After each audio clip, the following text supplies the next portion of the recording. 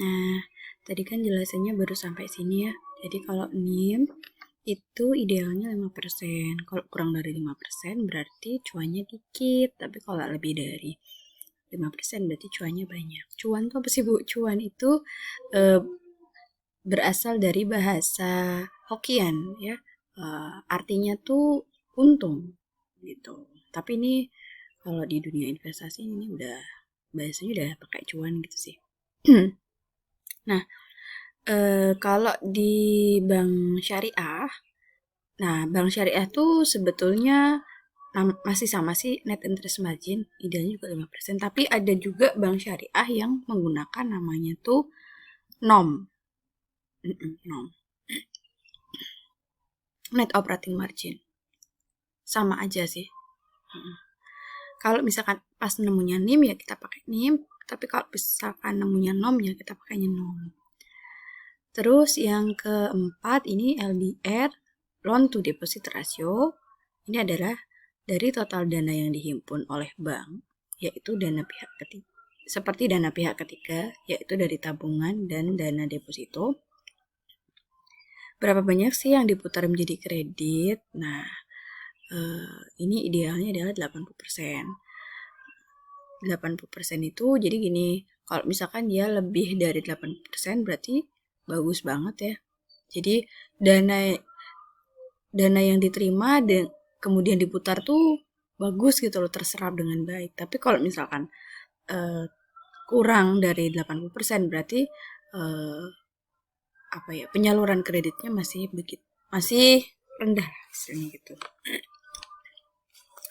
Lalu yang keempat di sebelah syariah ini, di bagian syariah ini namanya FDR, Financing to Deposit Ratio, sama ya fungsinya, cuma di sini namanya beda.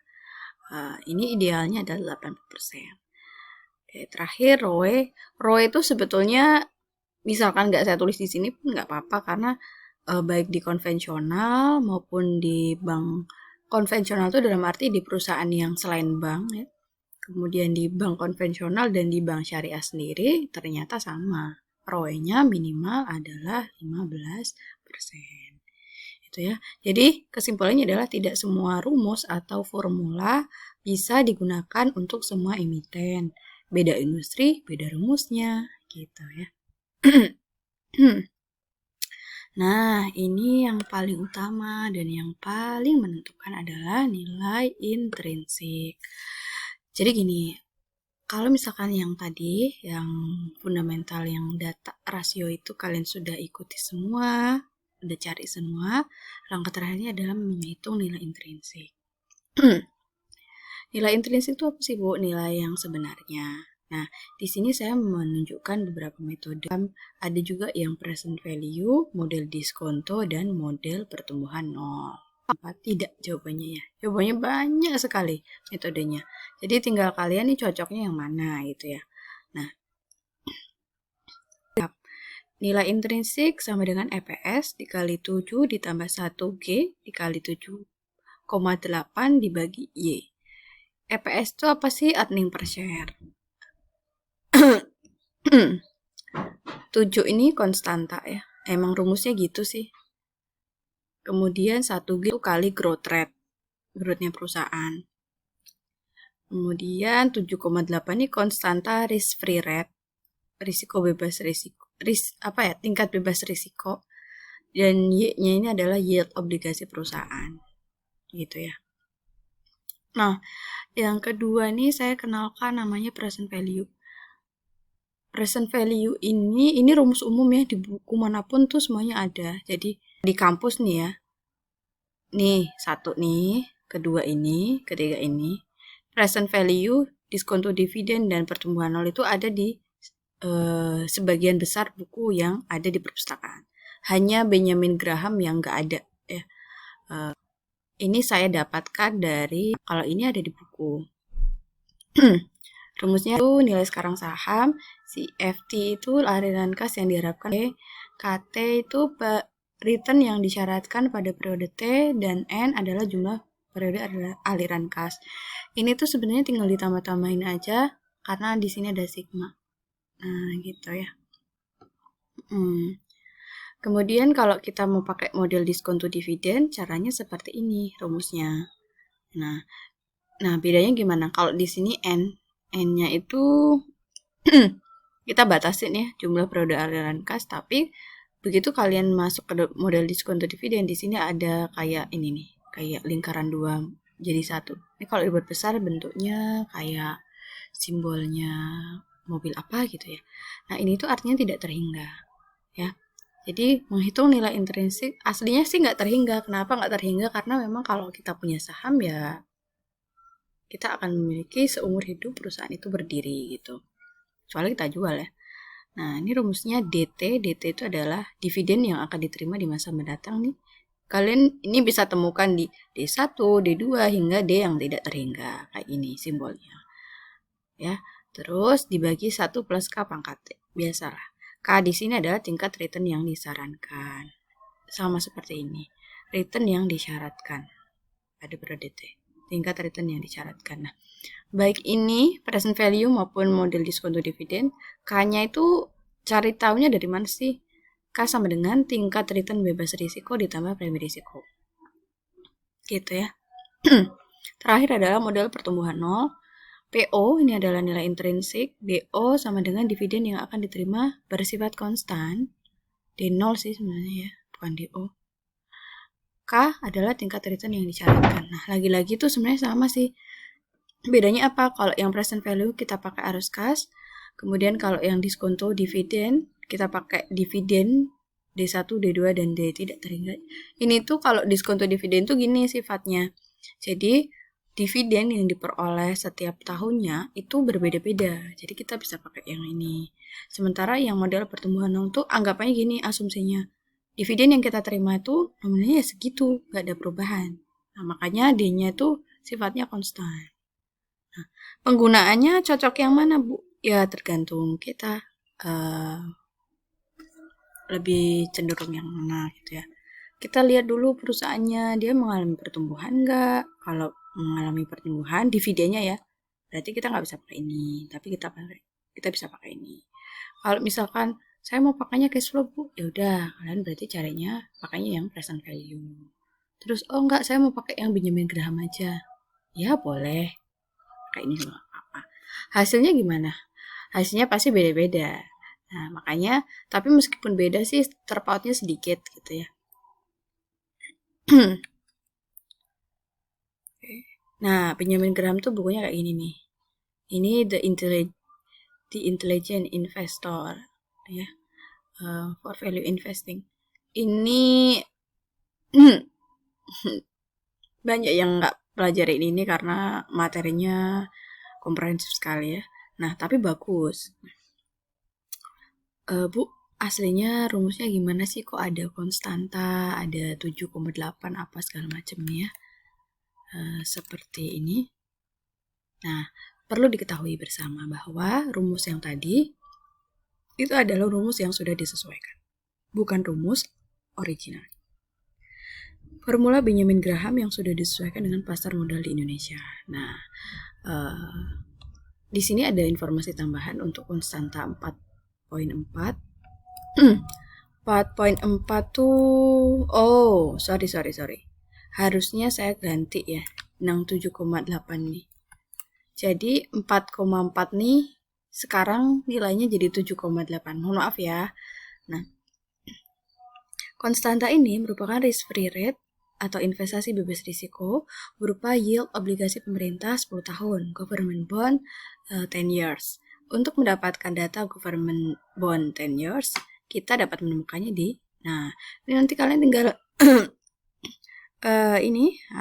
telusuri langsung websitenya, nanti cari yang government bond 10 years. Nah, nilai itu yang kita pakai sekarang. Kalau nggak salah sekarang nilainya 6,3. Ya, 6,3. Jadi, ini kalau 4,4 tuh yang original ya, original. Yang ini 7,8. Ini sudah disesuaikan waktu itu tahun berapa ya? 2019 kalau nggak salah. Nah, kalau sekarang 2021 posisinya di 6,3. Itu kita harus ganti. Lalu Y, yields, untuk yield obligasi perusahaan, kita juga akan menyesuaikan dengan yield obligasi perusahaan dengan rating triple A di Indonesia. Untuk mendapatkan data yield obligasi perusahaan dengan rating A, kita dapat menemukannya kalian bisa buka dua ini ya, atau idx.co.id. Bu, kan perusahaan dengan rating A banyak banget. Ya banyak. Caranya gimana?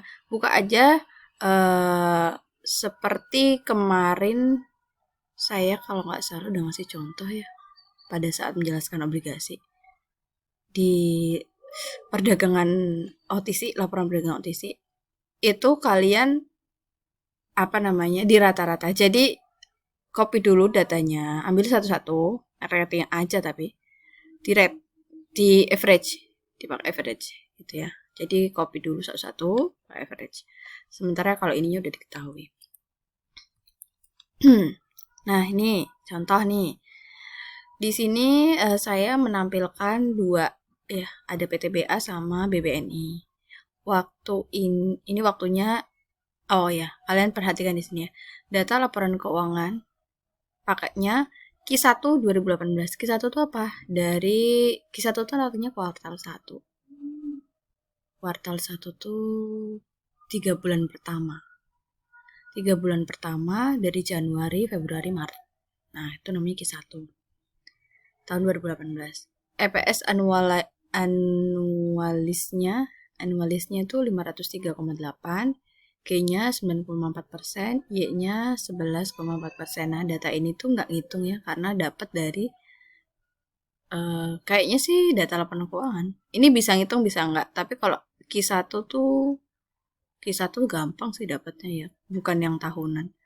Nah, ini nilai intrinsik PTBA berdasarkan Benjamin Graham formula adjusted, ya udah masukin aja. EPS-nya kan tadi 503,8 dikali 7-nya konstanta. Terus ditambah 1 kali G-nya 9,4 dikali 7,8 ini adalah government bond 10 years pada saat tahun 2018. Berarti tadi 2018 ya. Dibagi dengan yield. Nah, yields-nya ini adalah yieldnya perusahaan ya, bukan yieldnya pemerintah. Bukan yieldnya obligasi pemerintah, tapi yieldnya obligasi perusahaan dengan rating triple A. Kenapa obligasi perusahaan? Karena yang punya rating triple A itu ya perusahaan, bukan pemerintah. Pemerintah nggak ada ratingnya. Ini hasilnya 5.600. Nah, nilai intrinsik tuh kayak gini, nyari taunya. Enak sih pakai ini. Kemudian BBNI, data laporan keuangannya masih di Q1 2018. Annualized EPS-nya lebih tinggi ya, 789%. Y-nya 11,4%. Ini disesuaikan, ini EPS dikali konstanta ditambah 1 kali G dikali ini obligasi 10 years government bond 10 years dibagi yield. Nih, hasilnya 11.350. Wah, tinggi nih. Ini nilai intrinsik lebih tinggi dari harga saham. Berarti bagus. Kalau ini saya nggak tahu ya harga pasarnya berapa PTBA. Intrinsik ini kalian bandingkan dengan harga saham yang muncul di pasaran.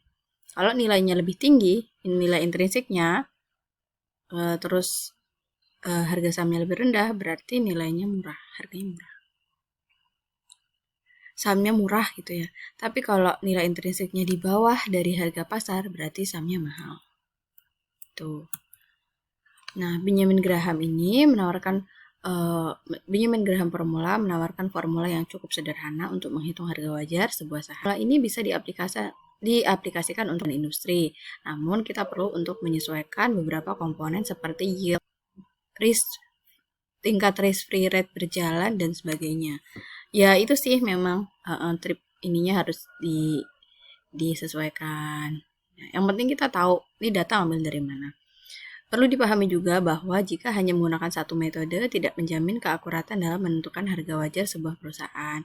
Metode ini dapat dikombinasikan dengan metode valuasi lain untuk memberikan konfirmasi bahwa hasil perhitungan cukup akurat atau setidaknya tidak meleset. Nilai intrinsik itu yang paling menentukan. Kalian bisa praktekkan dengan contoh kasus yang lain ya, jadi silakan coba. Nah, kalau pertumbuhan nol ini saya ngambilnya dari bukunya Prof. Tandi Lilin. Ini saya ngasih contoh yang, oh ya, jadi yang present value, pertumbuhan dividen, pertumbuhan